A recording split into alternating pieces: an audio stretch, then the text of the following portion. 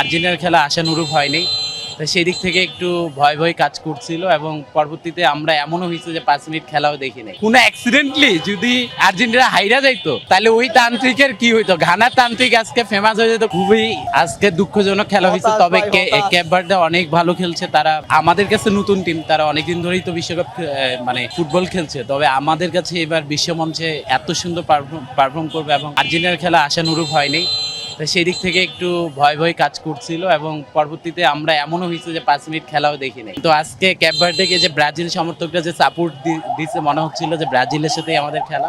তো দুঃখজনক ব্রাজিলের সাপোর্টারদের জন্য, কারণ দিন শেষে তো লিওনেল মেসি আছে আমাদের। কি বলেন, হতাশ মানে হচ্ছে যে আপনার হার্ট ব্রেকিং মোমেন্ট মনে হইতেছিল যে হার্ট নাই, কারণ ক্যাপ ভার্দে আমার মনে হচ্ছে আর্জেন্টিনা কি লাইটলি নিল কিনা জানি না, এত স্লো খেলা আর্জেন্টিনার কখনো দেই নাই।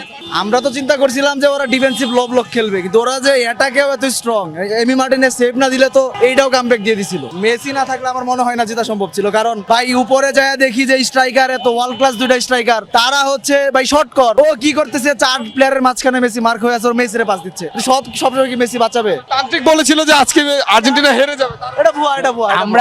আমরা চিন্তা করছিলাম যে আজকে যদি কোনো অ্যাক্সিডেন্টলি যদি আর্জেন্টিনা হাইরা যাইতো তাহলে ওই তান্ত্রিকের কি হইতো, ঘানার তান্ত্রিক আজকে ফেমাস হয়ে যেত, কোটি কোটি টাকার বাণিজ্য করতে পারতো। তবে এই ভুয়া ভন্ডামি সবসময় ব্রাজিল আর্জেন্টিনা বর্জন করে এবং সেই জায়গা থেকে এই ভুয়া প্রেডিকশনকে আমরা ভন্ডার তালিকায় রেখেছি এবং সেটা আমরা মাঠে দেখিয়েছি।